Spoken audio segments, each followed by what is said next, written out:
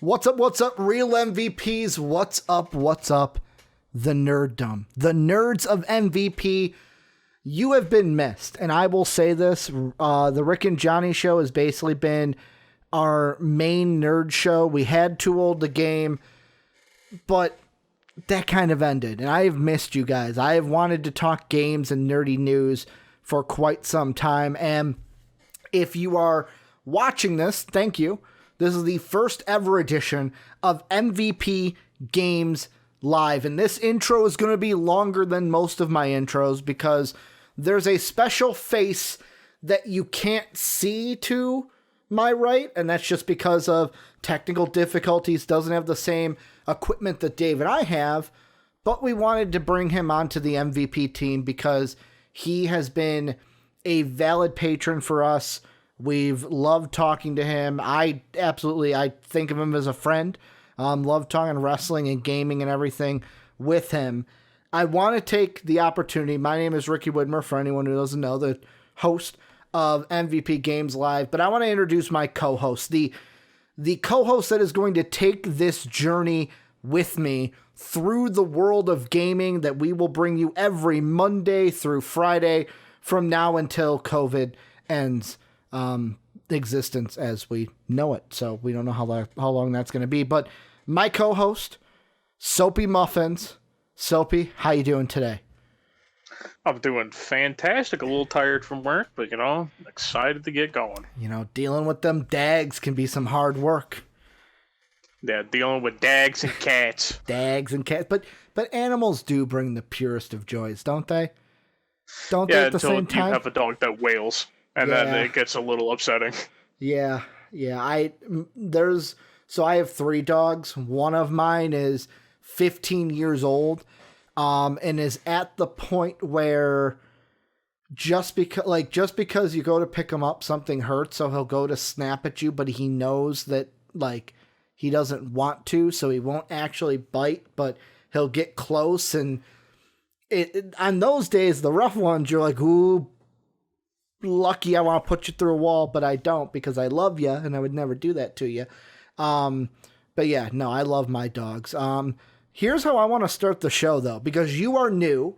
MVP Nation does not, the patrons know who you are, but the rest of the MVPs out there do not know who you are. So I want to start this show, the beginning of it, kind of you give it an introduction to the fans on who Soapy is and kind of what kind of a gamer you are. So this is kind of the icebreaker of tell the fans who you are and who is Soapy Muffins.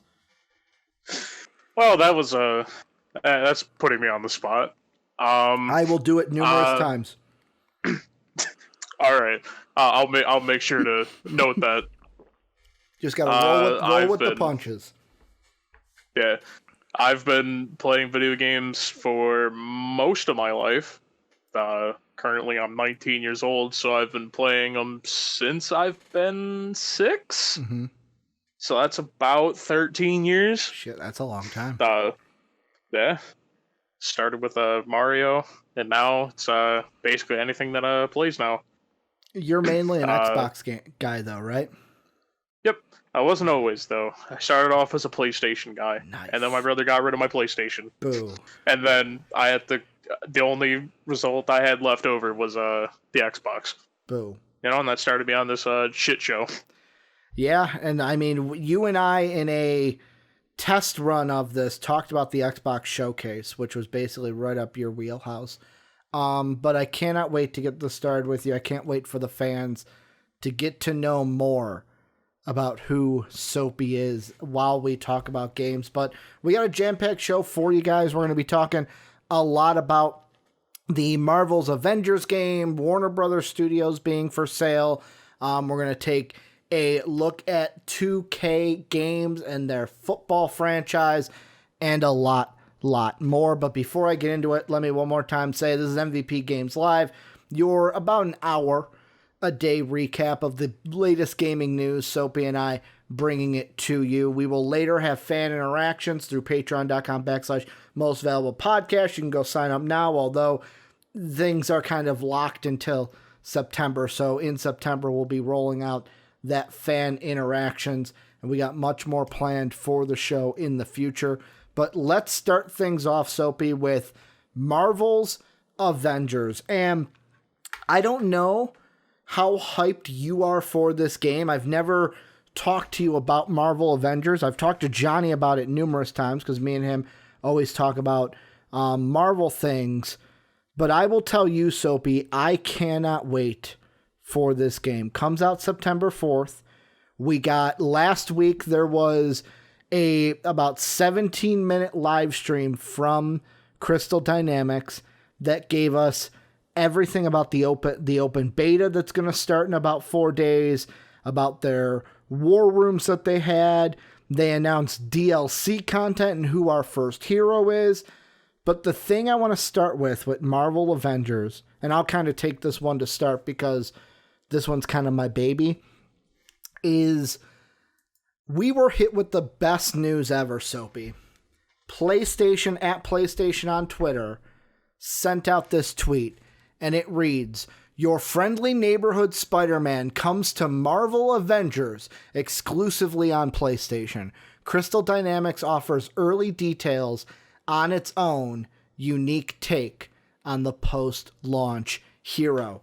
That, to me, I was already sold on this game, Soapy. Absolutely loved it. I'm even more sold now because going into this game, I knew that, okay, I'm going to main Captain America. And I was like, Iron Man will probably be like my secondary character that I use, just in case I'm in a group with someone that like mains Captain America and I'm not allowed to be him. But now for sure, Spider-Man is going to be my secondary character when I play. I will throw it to you now. What are your thoughts, just your early thoughts on Marvel Avengers, everything that we've seen about it? And I know you're an Xbox guy, so you won't be able to play Spider-Man, but what are your thoughts on Spider-Man being exclusive to the PlayStation crowd?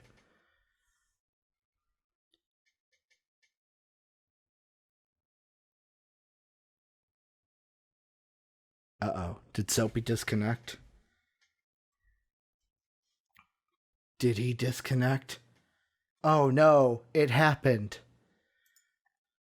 Hello? All right, I should be back now. It happened. So, for the live viewers out there, this happens sometimes. Soapy drops. So, let me catch up. What was the last thing you heard, Soapy? Oh no, I heard all of it. Oh, it was okay. No, you just couldn't answer it. So then I don't have to recap anything. Pick it up. I'll let you take the floor with your answer. I'm excited for the game. I've never been a super huge Marvel fan. Okay. I've always been more of a DC fan. Mm-hmm. But just seeing the game, I've been excited for it. It looks like fun. It kind of looks a little bit up my wheelhouse a little bit for types of games. Mm-hmm. I don't want to say like Diablo-esque because it's not really. It's more of a... It reminds me of Destiny. It's got some grinding from what I saw from the trailer. Yeah. It reminds me of Destiny, like, especially when they show, like, the gear... Like, when they show your gear page and, like, how you're putting your gear on, it looks spot for spot like Destiny, where it's like it's got the same little box with the green or the purple or the blue. So, like, for me, I'm like, okay, Destiny didn't vibe with me, but it wasn't a gameplay issue there. It was more of it, they didn't sell me a complete game there, where I'm not sure I'm going to get that issue here. But yeah, I can see what you're talking about. You're going to have to grind to get those upgrades in order to play the character that you want to play.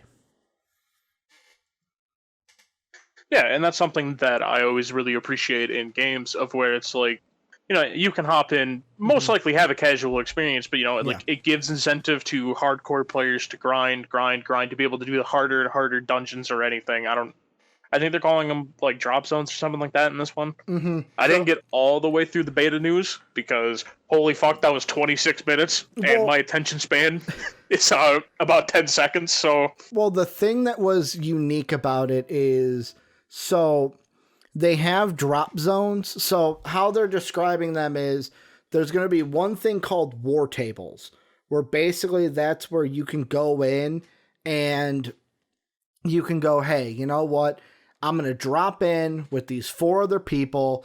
we're going to do this mission. And how they described it is like they can range from some of them maybe 10 minutes, whereas some of them may be 2 hours long, which part of me is like, holy shit, a 2 hour long fucking war table?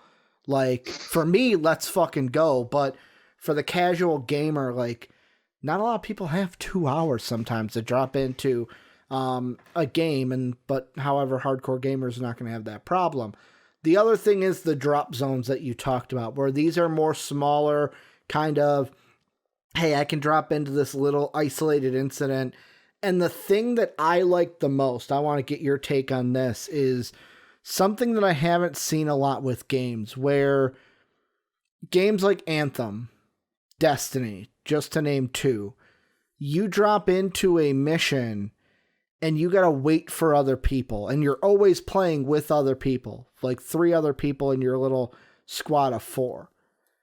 Marvel Avengers have seemed to take the route of, hey, if you want to play with other people, that's great, you can. Or what you can do is, hey, I'm going to play as Captain America, but I have my own Hulk, I have my own Iron Man, I have my own Black Widow, to where I can go into this drop zone and I can play by myself with my, I think they're calling it their comp AI team. What's your thought on that? Having the option to say, hey, I don't have to play with people if I don't want to. I can drop into one of these drop zones and I can just play with myself and the AI. I don't know if they want to encourage you playing with yourself, but, you know. Maybe I shouldn't put it like that. I mean, that is basically the only way to put it. But, yeah, I'm happy with that because, like, there are some people who have really shitty internet. There's people who don't really have friends to play the game with. Yeah. You know, because, for instance, like, if I get the game, I know I'm probably going to be the only person on my friends list that does. Mm-hmm. So it's one of those things that it's nice to hear that, oh, I don't have to worry about, like, oh, okay, cool, I can't do anything unless I play with other people. I could be like, okay, cool, I spent all this time grinding, I do all this time doing everything, I don't have to worry about if someone has a shitty Hulk or something. Mm-hmm. I can basically, you know, I can go through, do the harder stuff by myself, which I like. It's, I've never liked the system of only online, because it's like, it punishes people who have shitty internet, don't have friends, which is kind of sad to hear. David, stop punishing me for not having friends. Well, and I mean, more and more games. It's something that it's always... Go ahead. I was cutting you off. I'll talk all day. Oh, no problem. But yeah, it's something that it's always really encouraging to see people, or at least game developers, notice that, like, hey, some people don't want to play with friends that day or something. Yeah, and I mean, more games you mentioned online. I was just going to throw out there that, like, Destiny, Anthem are, like, the two that I think of. Even, like, I'm trying to think, even, like, MLB The Show, in a sense, is kind of like in, like, there's more and more games now to, in order to play the single player, you have to be connected to the online internet. And you have to be connected to, like, the servers for the game, where everything kind of seems like it's linked up that way even, too. Where, like you said, if your internet's out, well, fuck, I'm shot. I can't play anything.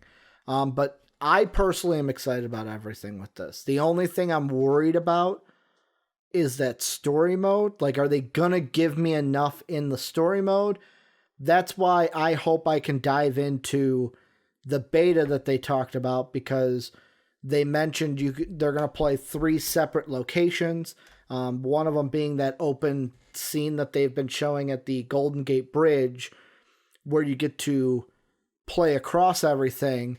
And then the other thing that they announced was on top of, so Spider-Man was announced today, but during that beta live stream, Crystal Dynamics made the announcement that since it was announced, the game, everyone's been saying, where the fuck is Hawkeye? Where's Hawkeye? Where's Hawkeye? Why does Black Widow get in the game before Hawkeye? Kind of a thing. Well, they kind of made the little coy move of like, well, we've heard you. Hawkeye is going to be in the game, so do not worry. He will be there. And they announced that it'll be shortly after launch. He'll be in the game. And when he's in the game, they will also have his own storyline that will be based off the My Life as a Weapon storyline from the comics, the David Aja and Matt Fraction storyline. I'm going to ask you, Soapy, any final thoughts you have with this gameplay-wise? The other thing is kind of like your thoughts on games that do this, where it's like, hey, here are your initial characters, and we're just going to give you more characters down the line. Any final thoughts you got with Marvel's Avengers? I'm excited for what they have. I do kind of want to know, like, have we seen all the characters in the trailers, or? Yes. So the characters that you will get with the game: Captain America, Iron Man, Thor, Hulk, Black Widow, and Kamala Khan. And then we know for sure after that PlayStation players will get Spider-Man. We don't know if that's going to be right at launch or shortly after launch or a few months after launch. We don't know when, but we know PlayStation players will get to play as Spider-Man.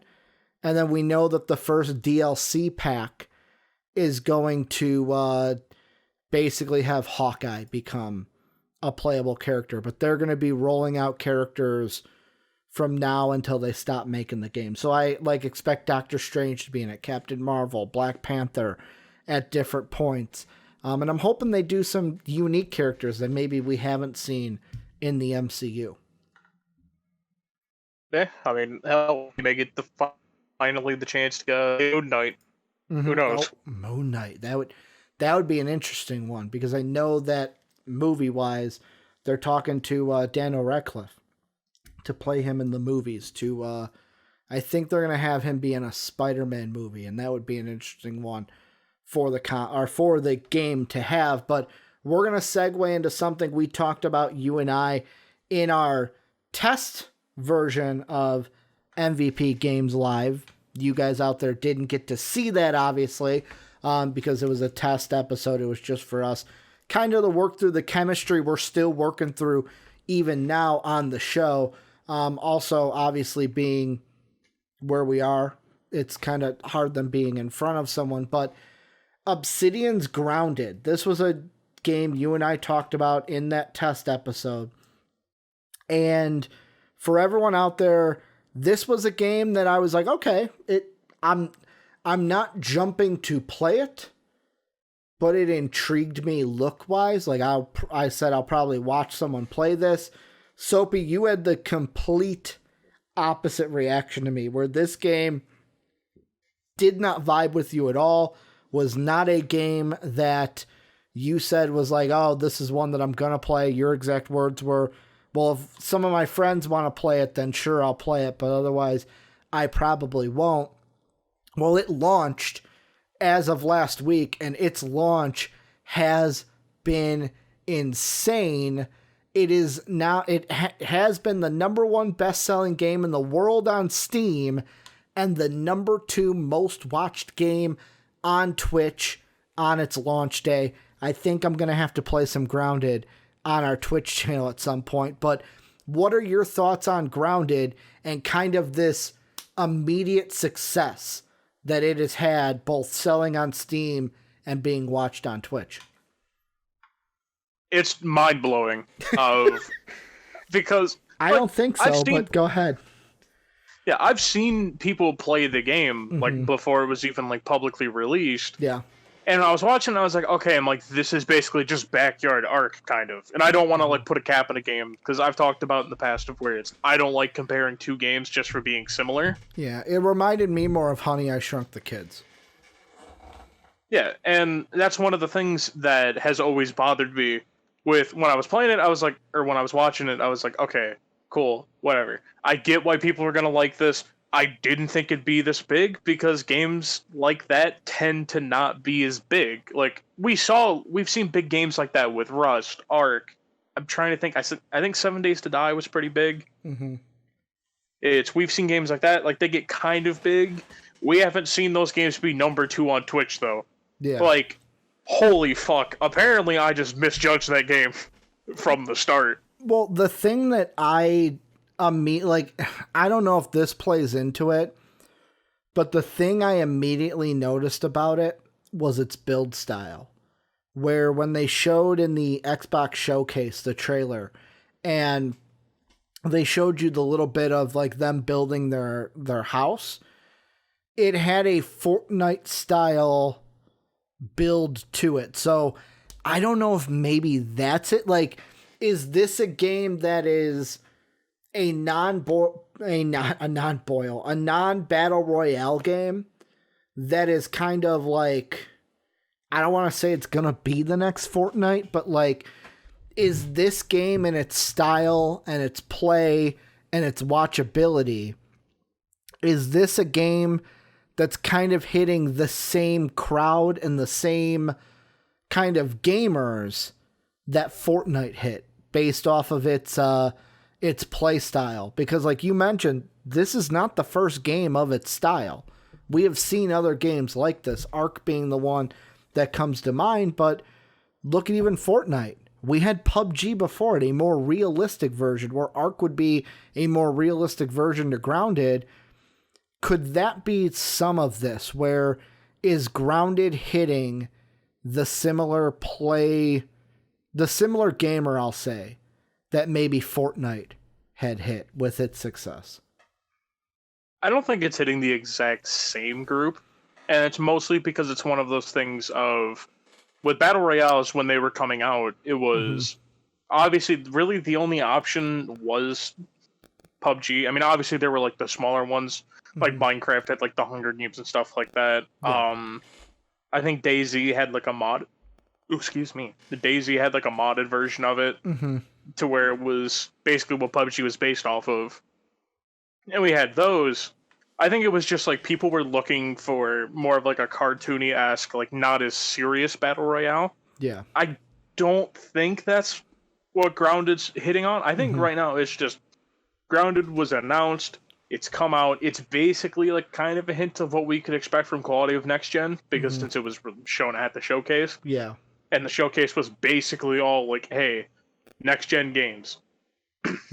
So I think it's hitting with an audience of like, oh, you know, Rust has been not dying, it's kind of stagnated. Ark is basically dead.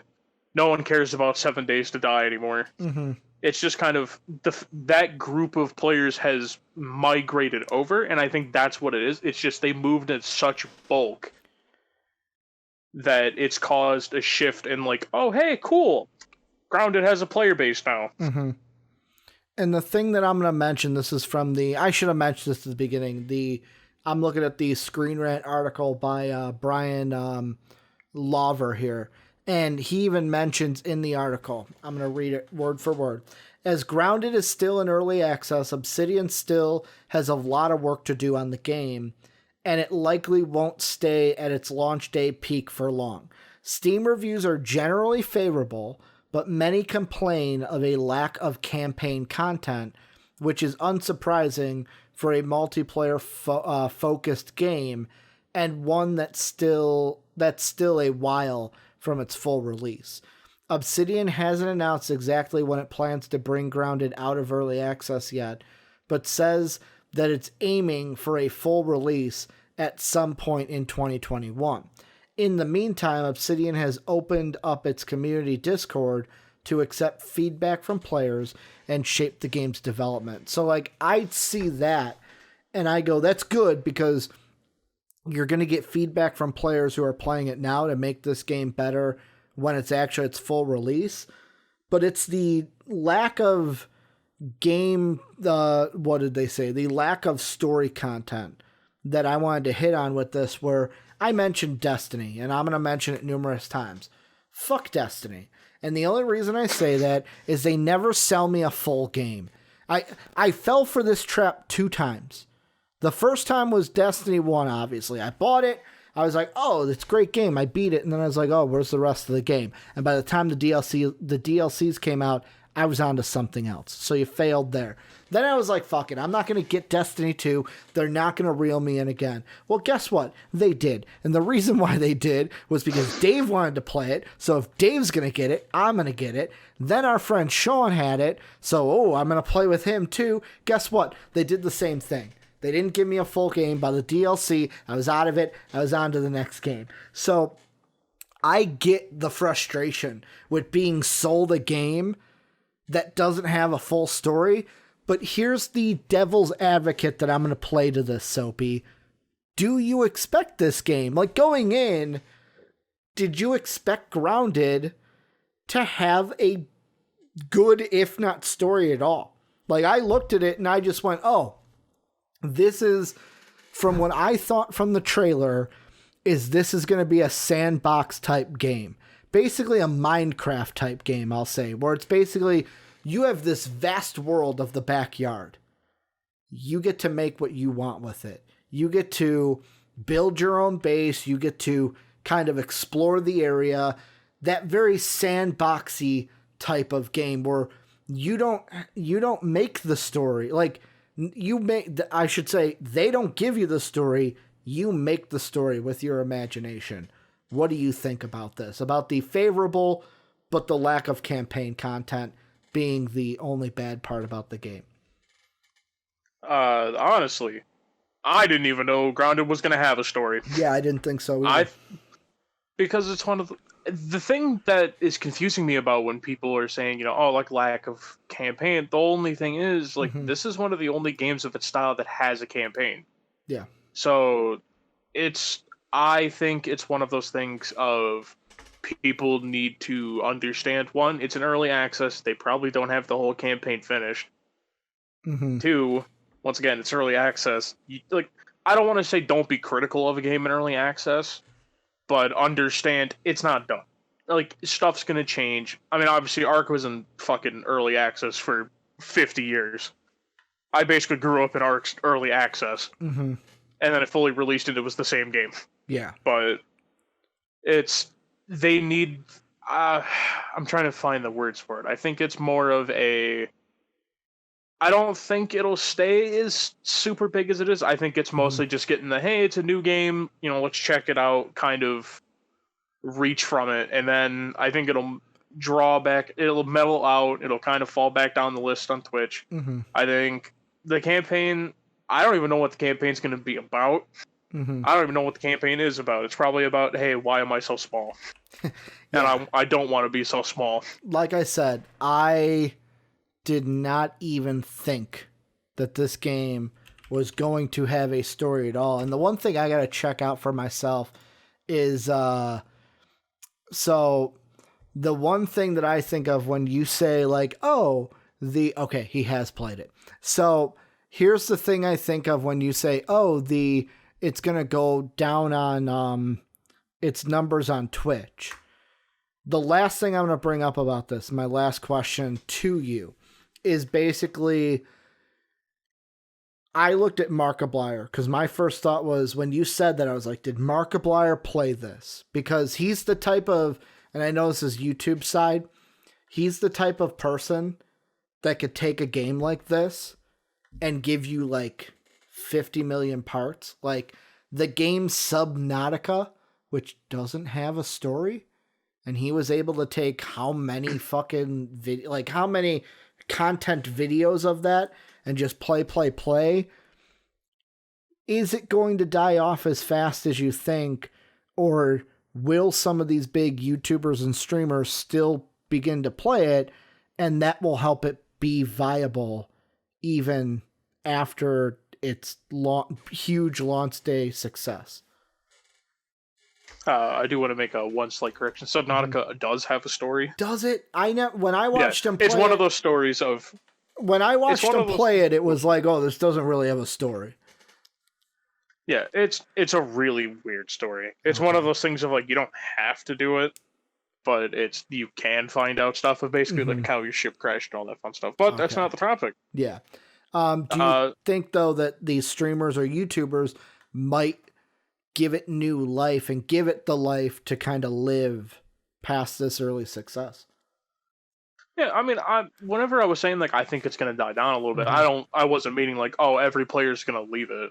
Yeah. I think it's mostly just like I don't think you're gonna see huge streamers like Tim the Tatman if Shroud comes back to Twitch, and like you're not gonna see people like that playing it. But like you'll see streamers who get like 30, 40, maybe 100 views or something like that playing it. Mm-hmm. And I just think it's going to stay at that. I Yeah. don't think Ground is going to be one of those games that it stays as such a hit right off Mm-hmm. the bat. I Yeah. think it's just launch, and then a couple months later, we don't forget about it, but we're just kind of like, oh, hey, cool. Grounded had an update. Mm-hmm. And we're going to have to wait and see on that. But let's move on. Next thing I want to talk about is World of Warcraft, a game that I am playing the shit out of and have been playing the shit out of the last 2 months that MVP has been on hiatus, where Dave and I played a TBC private server. Now we're on a Wrath of the Lich King private server. So we've been wowing it up like crazy. But WoW is in the news because I'm getting this from Cass Marshall at Polygon.com, and the headline reads, Blizzard is testing a big change to Shadowlands, controversial choice. And Shadowlands being the next expansion, it's rumored to be maybe coming out September, October, November, in that time, more so in the November time period is what I'm thinking.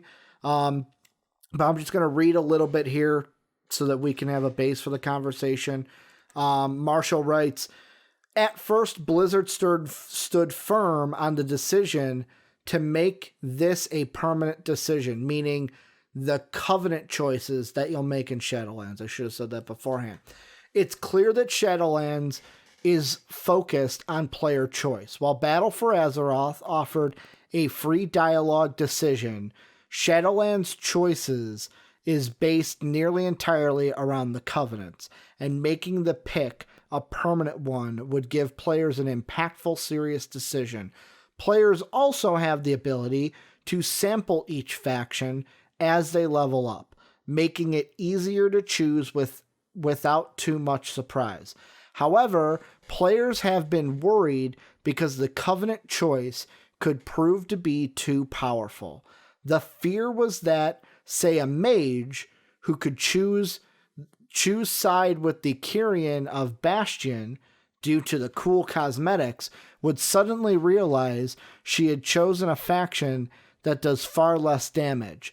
Perhaps she might even get declined for groups and raids by the game's most die-hard raiders due to being at such a disadvantage. And I'm going to take this one to start, Soapy, because World of Warcraft is my jam.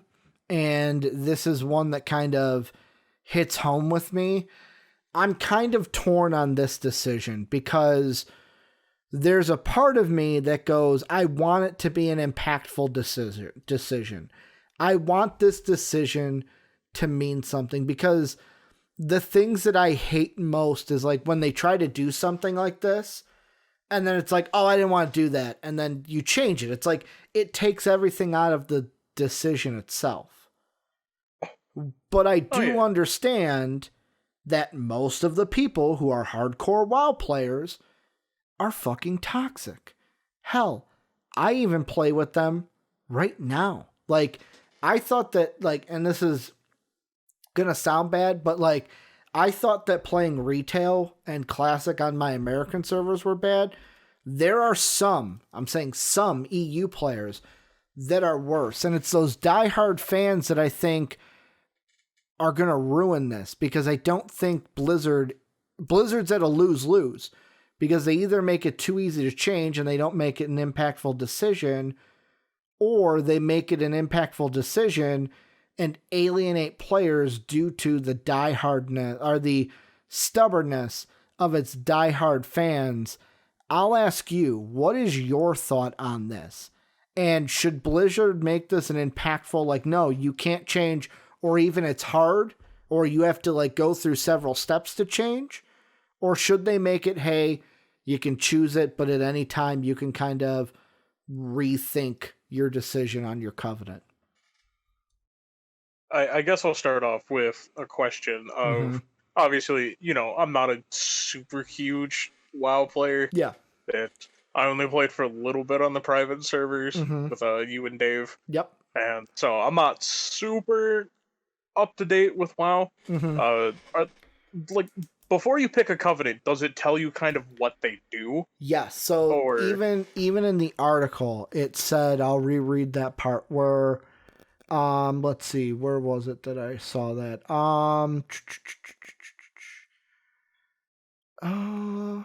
Yeah, players also have the ability to sample each faction as they level up, making it easier to okay. choose without. So, how I'm reading that is basically from 50 to 60, you're going to get a sample of all the covenants, and then by the time you get to 60, it's like, okay, you've had a sample of all of them. Now it's time to make your decision. Okay. So I'll go with the side of I think they should just make it very hard Mm-hmm. to switch. And the main problem is you don't want to alienate your player base. And that's something that a lot of games do struggle with. Obviously, with Mm-hmm. WoW, people would be able to find a group. It's just they'd have to try a lot more. You're not going to get into the super hardcore, like guild raids and stuff like that. Mm-hmm. You're going to get the people who are like, "Oh, you chose this covenant? What a scrub lord!" And they're just not What a gonna do scrub anything lord. with you. Mm-hmm. Yeah, I'm sorry. I had to pull out a I love it. mid 2000s I love term. it. Go with it. Go with it. Yeah, it's you're gonna get people that they're gonna get alienated no matter what, because there's gonna be people who pick a covenant because like, oh, I think this one is like cooler than the other. Mm-hmm. But then in the grand scheme of things, it'll probably be worse. Yeah. So I think it's one of those things of I think people should pick which one they want, but obviously if one ends up coming out being a lot better than the other one, mm-hmm. and they want to do raids and everything, I think that's when it would be a good idea to allow people to switch. Yeah, and I mean, so I'm not saying that the ability to switch shouldn't be in there, but like, there's a part of me that even says that, okay, if you're going to make this decision, you have to actually think about it. But then if you want to go back on it, it kind of like, I feel like if you're going to change that decision, there should be some type of a grind to undo that decision where like I don't want to make it too much of a grind to where it's like, well, fuck, it's just better to just stay. But I feel like there should be consequences to you switching, to where it's like, if you're gonna switch, you're gonna have to go through the time in order to make that change. But like I said, I think Blizzard's at a lose-lose here, because they either make it easy to switch, and you get the fans that are like, oh, WoW ain't what it used to be. They're catering to the casuals, and all that. Like, one of the things that many of the players that I play with on our private server, they say the downfall of WoW happened when you had the raid dungeon finder tool. Because back from classic WoW or vanilla WoW all the way to, I think it was like halfway through Cataclysm. So that's what, 3 whole expansions and then half of a 4th expansion. In order to raid, you had to find a group. You had to find a guild that was doing raids. You had to become a part of this family, and that's how you raided. Where from the middle of Cata on, it's basically like, oh, I just go into this random dungeon finder tool and boom, I'm in a raid. To where it's like, it's just kind of throwing, like, that's what I feel WoW's at. You either, they're going to be on the one side where it's like, oh, you're catering to the casuals, or they're going to be on the other side where it's like, oh, you're catering to the diehard fans. I don't think there's a middle ground here where Blizzard can win. I just don't think about it. Do you think that there's a middle ground that Blizzard can win? The last thing I'll ask you before we move on. No, and the only thing is, there's never really a middle ground with casual and hardcore players, and Yeah. the main reason why is because it's casual players, obviously. Complete 180s. They're on different spectrums. Yeah. Because hardcore players are, I'm gonna sit down for fucking 8+ hours, grind this out. Casual players are like, I got an hour or two to burn. Right here. You know? Right here. I'm the hardcore. I play all day, every day right now, and yeah, some would say gaming addiction. Like I said, Joe Rogan.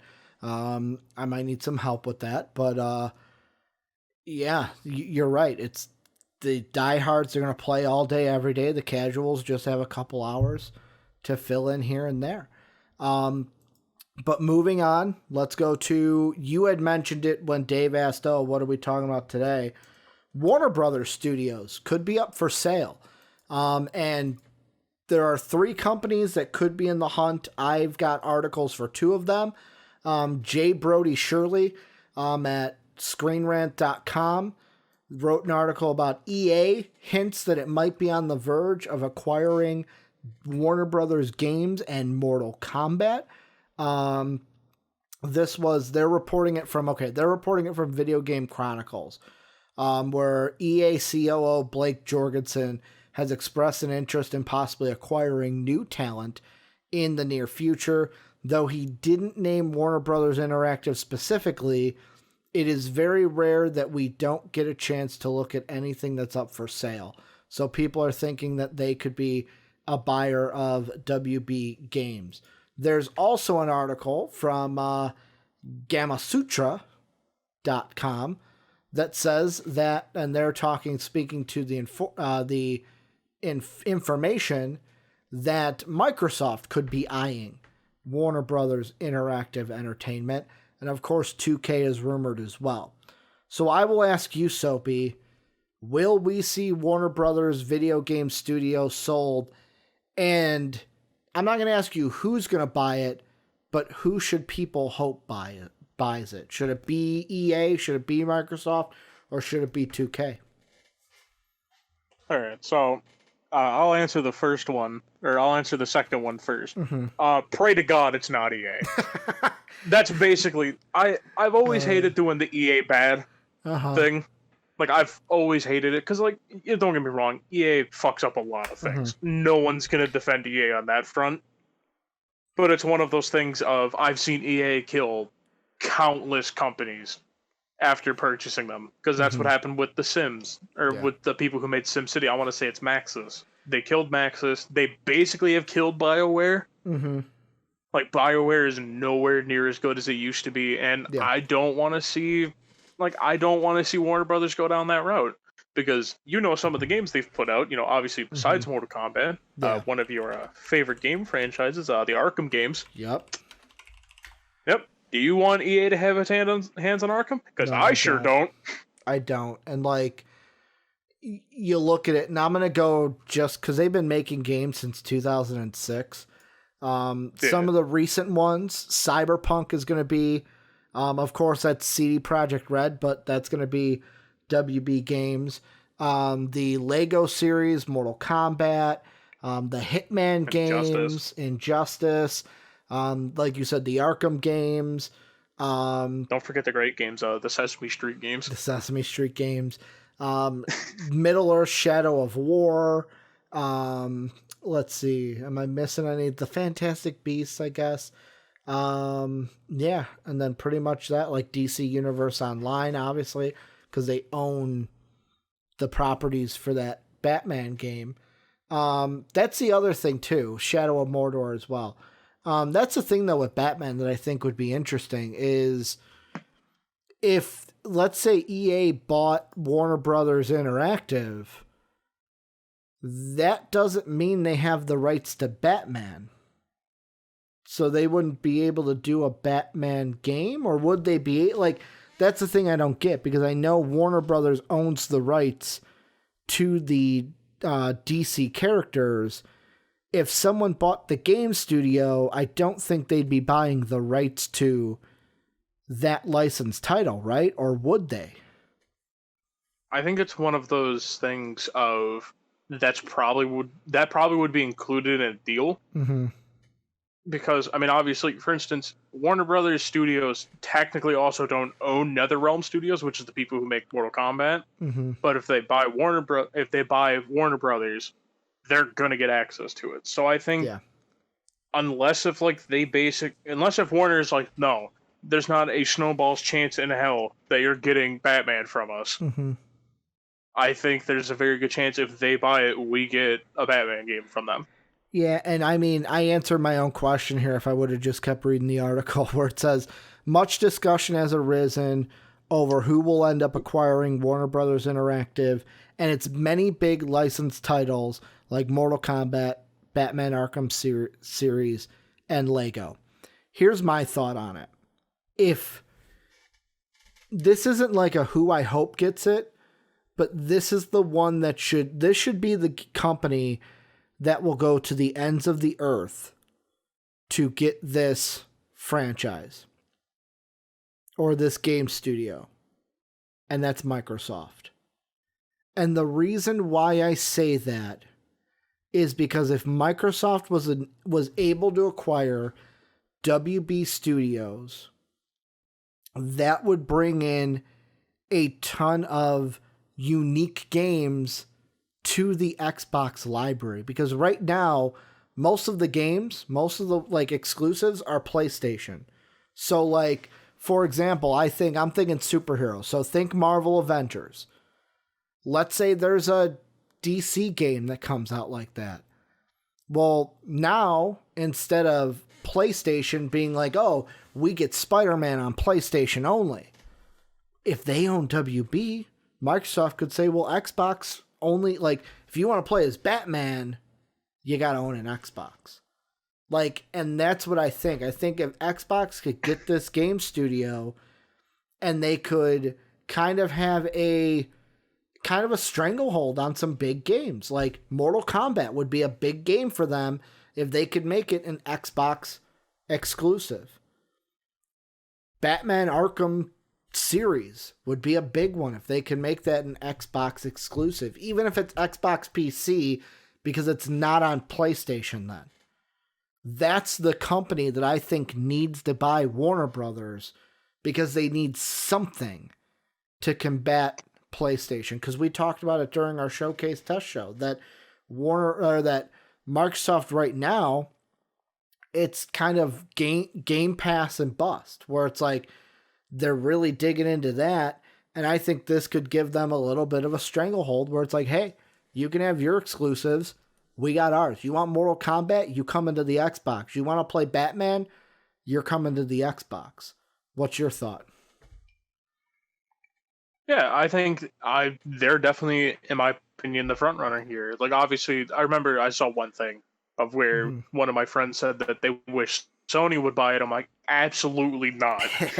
It's like, because I actually want to be able to play a Batman game. Yeah. I think it's one of those things Microsoft needs to prioritize this. Mm-hmm. I think, because obviously their last business venture with Mixer didn't go so well. Mm-hmm. You know, I think it's right now they need to try to get back into the, competing in the console war. Obviously, like you brought up, we've brought up the exclusives. I bitched about how I never have a goddamn exclusive anymore. Mm-hmm.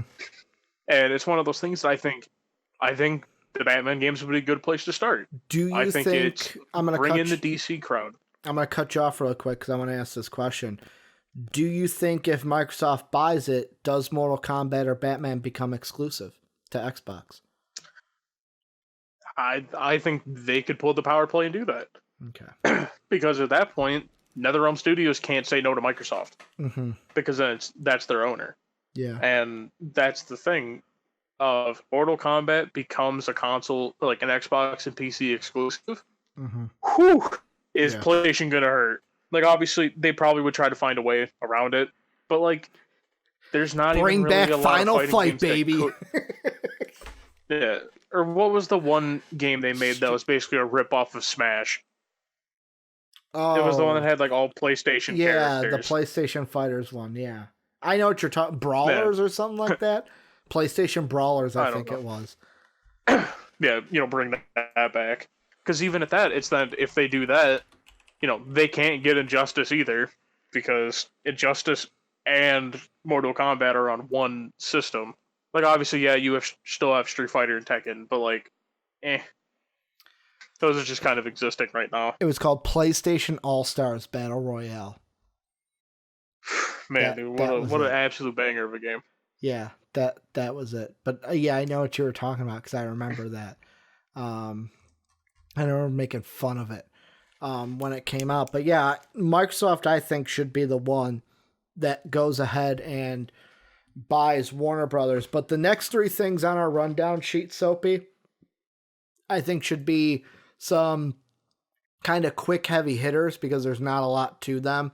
The first one I'm just going to throw at you.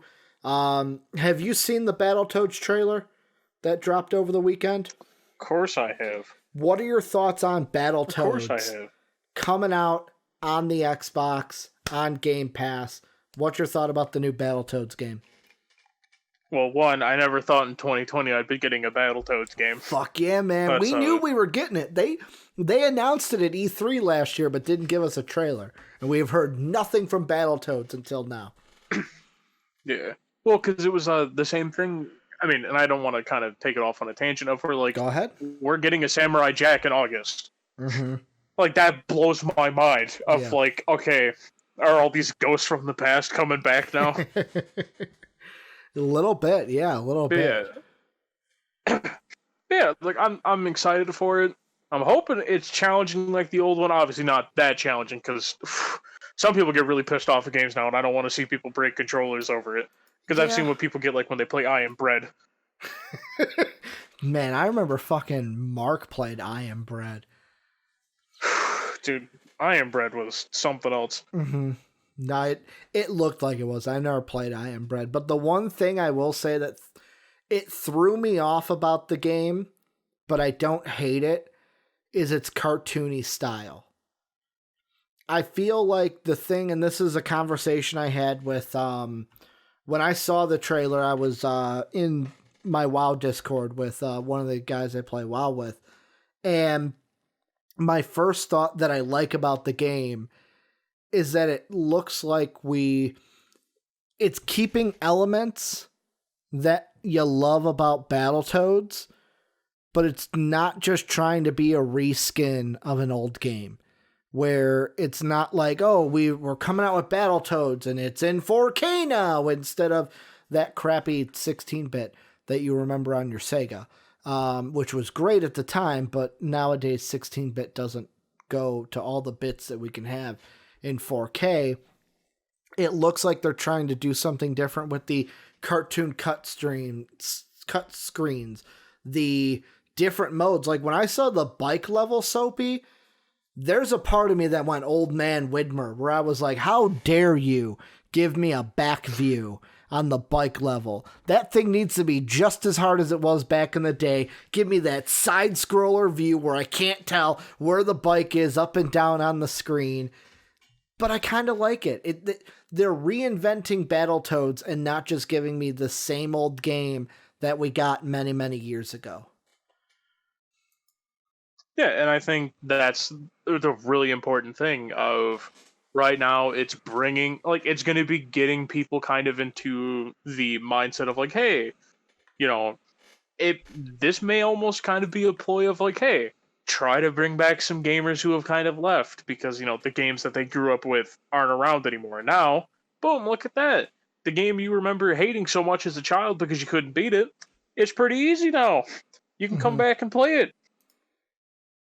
Yeah, and I mean, I'm just excited for it. I'm excited for it. I'll probably, I'm going to be honest, it's the thing we mentioned way, way back before of I'll probably play it on PC because it's probably going to come out on PC as well. But no, I'm excited for this, and I can't wait to see what Battletoads gives us. The next one is going to be really short. It's just a little bit of Fable news. So you're really excited about Fable. I will let you gush for Fable because the test episode obviously isn't hitting the mainstream, so everyone didn't get to hear you gush. But I am here to tell you, Soapy, I am just as excited for Fable as you now because what we are learning is that veterans from Rockstar, Ninja Theory, Gearbox, and BioWare are all working on the new Fable game. This is coming from VideoGameChronicle.com. Andy Robertson wrote the thing. And it says, Fable was announced during Xbox Game Showcase last week, finally confirming a years-old open secret that Playground is working on the RPG series. Will Kennedy, a lead designer who worked on GTA 5 and its online components, is going to be the chief designer of Fable. He's joined by Juan Fernandez de Simon, who is a lead designer for Ninja Theory's Hellblade, and Hunter Wright, who was the lead quest designer for the Borderlands games. As previous revealed, most of the Batman Arkham Knight scriptwriting team are working on the new Fable game. Senior scriptwriter Kim MacAskill joined the RPG team from Rocksteady in August of 2019. I am pumped for that just because of the Arkham Knight thing, where I love the Arkham, so I loved Arkham Knight. The only thing I didn't like is their twist on the Jason Todd, because spoilers for Arkham Knight, if you haven't beat it by this point, but I didn't like that Jason Todd ended up being the Arkham Knight because he's already Red Hood. Like, why would you take a character like Red Hood and just repackage him as Arkham Knight? Like, if you're going to make a new character, let me, make him a new character. Don't make him just Jason Todd. But the story besides that was good. So I'm pumped for this game, and now I'm going to let you gush about Fable a little bit, because the people at home watching us have not heard you gush about Fable yet. God, dude, I cannot wait. Fable is, I've said it during the test, and I'll say it till the end of the days of when I die. At an early age because of a heart attack, because of how much Dr. Pepper and soda I drink. But, my God, dude, Fable... you have no idea how excited and happy I got when I saw the Fable thing. Obviously, they didn't show anything. But it's just the more information that's coming out about Fable, the more I'm just like, dude, just put it in my veins. Give it to me. Just knowing that it's officially coming is enough. Yeah, because I remember there was, for a while, there was, they were working on something that had the Fable IP, and I don't remember exactly what it was. Okay. But it was, I think it ended up getting canned because it was either they took away the funding because it was taking too long. Yeah. Or it was no one cared about it because it was a really weird concept. Yeah. And it's just happy. I'm just beyond happy to actually have a Fable game coming in 2020, or maybe not 2020, but 2021 or whenever it comes. All I need to know is that injected in my veins. Hopefully Fable's got some good story. Like it always does. Yeah. And I cannot wait. Like I said, they have everything right. Borderlands, GTA 5, Arkham Knight, these are people that have worked on great games. Let's hope they can make one great game for the new Fable, which would be Fable 4, right? This would be the fourth Fable? I mean, dude, fuck, they could pull a Halo and call it Fable Infinite. Good point. But I'm glad you brought up Halo Infinite, because the next thing, and this is mainly going to be a Soapy thing because you're the Xbox guy on the show, so Xbox potentially could have a free multiplayer, and this is coming. The article I'm looking at is from IGN.com. This is Joe Skrebeis, best name at IGN that I think. Writing this one, he says, Halo Infinite will feature a free-to-play multiplayer mode and run at up to 120 frames per second on Xbox Series X, according to a retail listing and other sources. Smith Toys includes Halo Infinite as its listing for Xbox Series X, saying the legendary Halo series returns with the most expansive Master Chief campaign yet and a groundbreaking free-to-play multiplayer experience. Enjoy up to 120 frames per second and greatly reduce load times, creating seamless gameplay with the Xbox Series X. Soapy, do you think that Xbox and Halo Infinite are going to be getting a free-to-play multiplayer? And if they do, what does this mean for the game? I definitely think if Halo Infinite does have a free multiplayer, I think that's going to make the game to where you're not sitting here waiting for 5 minutes to find people. Like, you're going to find people that even if they're not fans of the Halo games and they're on PC or they're on console or at least on Xbox, Yeah. you're gonna get people who are like, oh, it's free. Mm-hmm. Obviously, unless they pull what Warzone did for Call of Duty, and it's like 800 gigabytes to even download the game because they just update it with like 100 gigabytes every time. And that's besides the point. I'm happy for it because also whenever I suggested it, it was and I probably should have linked the article that I found of where it's Xbox may be getting rid of Xbox Live Gold. Okay. Because for instance, they got rid of the 1 year subscription that you could buy. Okay. Now, obviously, some people have expected. That's kind of like the PlayStation Plus thing, right? Kind of. Where PlayStation Plus, you got to give like, what is it? I think $100 a year. I don't even know. I paid for it and I don't even know.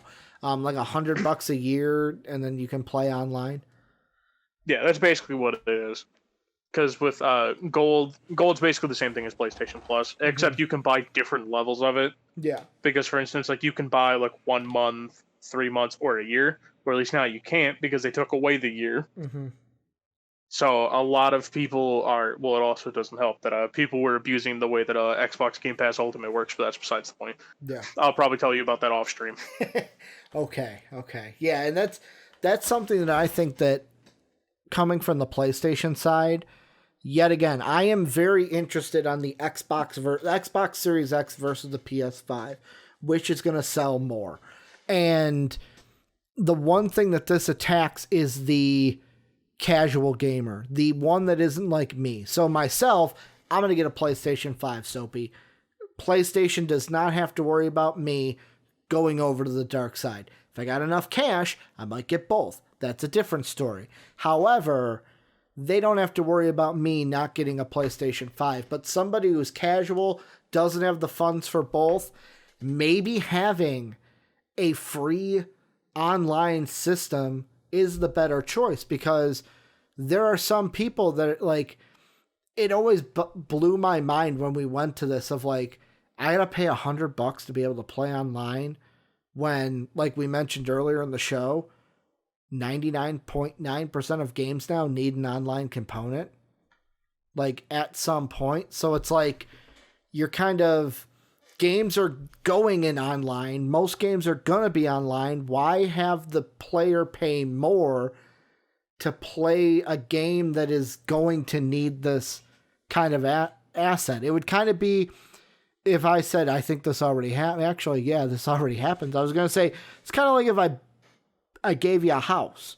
You bought a house, and then I said, you can't get water unless you pay for it. I guess that's what this is, because there is water bills. So I guess I just explained what a water bill is. But I don't know, it just seems ass backwards to me. So, I mean, this could be something that helps them get some of those casual people over to buy Xboxes. The other short story we're going to look at before we look at our last big one in 2K is apparently Soapy, and this is coming from GameSpot, James O'Connor at GameSpot, Ice-T wants a new Def Jam game for next gen, as do we all. And I got to throw a special shout out there to one of our old patrons, friend of the show, has been on Patreon podcast when we used to do them with Mark and myself, Christian out there, Crix on Twitter. I think his name is at one-on-one Isoldia on Twitter. And he's been tweeting about Def Jam games and how much he loves them. But Soapy, I'm going to let you take this one because I'll be honest, I wasn't big on the Def Jam games growing up. Didn't really play the Def Jam games. They just didn't appeal to me. I didn't have friends that played them, so I didn't really dive into them. What is your thoughts on this, and do you think we will ever get a new Def Jam game for a new system? I definitely think there's a very strong chance we get another one. And it's mostly just because, like, there's, like, a rallying call from, obviously not a super huge amount of people, but, there's people who are like, hey, remember that one game we used to play that wasn't as good as Mortal Kombat, and I'm going to fight people if they say Mortal Kombat's worse than Def Jam? Okay, shout out to Chris again. That's besides the point. But I definitely think it's one of those things. I'd love a new Def Jam game. I don't remember much about them because I played them when I was really young. Mm-hmm. So I don't remember much about it. All I remember is that I think you make music during it or something like that. It's basically, just kind of. I think it was a fun game, and I think it'd be something that you could do. Obviously, it's because with Def Jam you have like different rappers you can play as. Mm-hmm. Obviously, they're probably not going to do some of the new ones because I'm not going to lie. I don't want to play 6ix9ine. Yes, but you would play against 6ix9ine just to beat his ass, to beat that rat's ass. I mean, hey man, dude. Sometimes you just gotta beat rats' asses all the time. I mean, or they could just put him in Warhammer Vermintide and just get it over with, right? Dude, imagine if that was a DLC. A bunch of little 6ix9ine rats coming at you. Yeah, me, it's just not something that speaks to me, where it's like, and I don't know if, like, maybe I'm wrong here. Is the Def Jam community big enough to will it into existence? I don't exactly know. Or is it too niche? I think it's a really niche audience, but I think someone out there could probably. I mean, obviously, if you get enough, all it takes is one developer to say, "Fuck it, we'll make it." Yeah, I mean, obviously they have to have the rights to it, which I don't remember who has the rights to Def Jam. Let's see. So let's see if I can do a little bit of super sleuthing here. Wouldn't it be Def Jam Records? Yeah, but I think there's like a game studio who owns the right to be able to make the games though. Def Jam Rights Gaming. It is. I mean, though, my luck, Def Jam could just be like, "Fuck it, we're making a video game," which would be really weird that a recording group would make a video game. So, I mean, I'm looking at Def Jam Icon right now that came out in 2007. That was EA. EA made that game. Oh, so EA probably has the rights to it. Here, let's see. Let's see the list of the EA games. I'll look at two more. So, Def Jam Vendetta was EA. Actually, it was EA Big, which is still EA. And then Def Jam Fight for New York was also EA. So I'm thinking EA has the rights for Def Jam. So it would have to be a EA game if they go to make it. Oh, do I want an EA game? Not really. But Soapy, the last thing we will do is we're going to turn our attention to football. Everyone loves it. Football. And no, this is not MVP Sports Live. This is still Games Live. And the reason we are talking about this is because, so I've got two articles here. One's from like months ago in a life that was pre-corona for a week. Back in March, you had Polygon.com reporting that 2K is going to return to making an NFL video game, but it's not going to be a Madden competitor. And in that article, they said the agreement between 2K and the NFL, for which the parties did not disclose financial terms, will produce multiple video games centered on fun, approachable, and social experiences. That suggests that publishers will focus on making games such as arcade-style sports titles in the vein of NBA 2K Playground 2. Now, more recently, we have the 2K and NFLPA. This is from Cody Benjamin at CBSSports.com. Coming this week saying that the 2K and NFLPA strike a deal to feature current NFL players in multiple football video games. And these games are going to belong to EA, and they're going to be through, exclusive rights to NFL simulations belong to EA through at least 2025, thanks to a vote from league owners this offseason. But that doesn't mean current NFL players won't be featured in other games in the near future.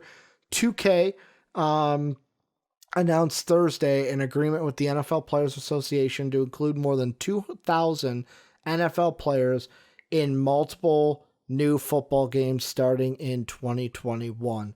Soapy, what's your thought about this? And should we be excited for a game for another football game that's not going to be a Madden competitor, even if it's like NBA 2K Playgrounds?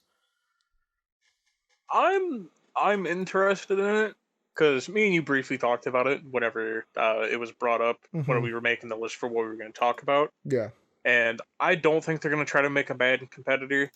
And it's mostly because Madden is just at the size now where it's like you can't really compete against it. Like the only chance you'd have if you absolutely hit it out the ballpark, because otherwise Madden has such an established fan base that as just they don't have to really worry about like oh, can we use this player? Congratulations, they basically have the rights to use everybody. Yeah. No, I gotcha. And one of the things is, I think, because like with the idea that you brought up before, of where like we could get another like a game similar to like NFL Street, or like Blitz the League, or fuck, I mean they may even find a way to make arena football, but with actual NFL players. I mean, at the time, everyone thought, oh, are they going to make an XFL game? But now that we know that it will feature NFL players. Yeah, and I'm excited for it. Obviously, I do have my hesitations because if it's 2K Sports, I'm kind of seeing how bad their games can get because we had 2K18. So, I mean, obviously, they're going to try their hardest to make the first couple games good, and then once they get a fan base, that's when they'll hit you with it takes 5 years to level up your character because spend money. Yeah. But I'm excited enough to where I'd at least give it a chance. Obviously, I'm not a huge football guy, so it doesn't really affect me too much. But for football fans, it should be something that's exciting. See, for me, I'll be honest. If it's in the style of, like, for example, they mentioned in the IGN article NBA 2K Playgrounds 2, which to me just looks like a more modern version of NBA Jam, where you got the players with the big head, they're cartoony. Oh, they're doing the high jam. And it's like, I don't know, maybe that just doesn't speak to me anymore like it did. Maybe it's because I see it as a NBA Jam knockoff. And I'm like, well, just give me NBA Jam.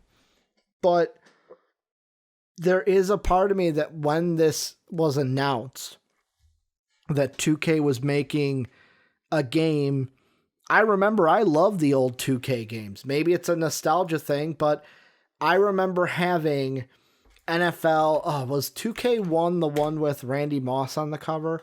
Yes, it was. Yes, yeah. It was. I remember having NFL. I keep saying NBA. Whenever I say NBA, just imagine that I'm saying NFL. Yeah, Randy Moss was on the cover twice in a row for 2K1 and 2K2. Didn't have I think 2K3 was when I was like, no, bro, we just need to stop there. Yes, okay. The one I remember is 2K. That's the one. That was the yellow one. Randy Moss was on the cover 3 years in a row. But then there was a part of me that's like, because 2K also, there was the ESPN 2K. So by the time we got to 2005, it was ESPN 2K5. That will always be one of, if my favorite, NFL video games. And the reason why is not only could I play the game, but after the game, I could watch SportsCenter about the games that week. And just seeing the games that are going on in my franchise, hearing Chris Berman do his thing, because they actually had Chris Berman in the game doing the things that he would do on SportsCenter, that intrigued me. So I was hoping for like a take like that, an ESPN type game, a 2K game that they gave us in the past. But I understand, like you said, Madden's a juggernaut. You're not going to topple the Madden franchise. That's where I come in, which the game that I want them to bring back is NFL Street. Give me that style game. And I know they can't bring back like actual NFL Street because that's owned by EA. But give me that kind of a style of a game. Or give me a style of game like there was an NFL Blitz game that came out much later after, not the N64 one, but this was like on PlayStation 2, I think, where the coolest thing about it is when someone tackled and there was an injury, it like zoomed in and you saw the bone crack. Yep. Give me a game. Give me a game like Blitz that. the League. Blitz the League. Give me a game like that, either like in the style of NFL Street or in the style of Blitz the League. That's a game that would speak to me NFL wise. If you're just gonna give me NFL 2K Playground, no, I'm not gonna be excited for that. That looks like a kid's game for me. So I'm intrigued to see what they do with this, but I'm not super excited that it's going to be something that speaks to me based off of what we are seeing. I will turn it to you, Soapy. Is there anything that we missed, or have you seen anything in the Twitch chat that we have not referenced? No, it's basically just a Grape Alchemist fully agrees with me that they're also hyped for Fable. So yes, Grape Alchemist. Also, shout out. That is my sister's boyfriend, Jake. So, Jake, thank you for watching the show. And that's going to do it for MVP Games Live, the first edition. Soapy, your first show is in the books. Was it the smoothest of shows?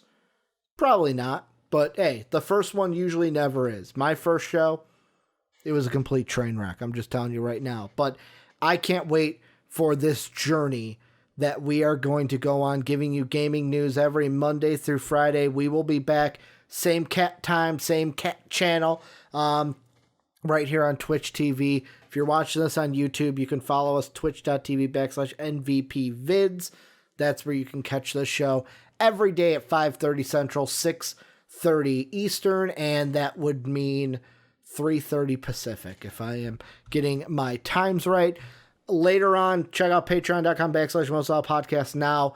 The $5 tier will be the tier where you can interact with the show. We will have listener questions through that tier. So you'll want to go ahead and check out patreon.com/mostvaluablepodcast. But I want to thank everyone on Twitch for watching. I want to thank my wonderful co-host, Soapy. I almost said Shopey. Soapy, for bringing you a great show today. We will be back tomorrow, and as always, have a good day, everybody.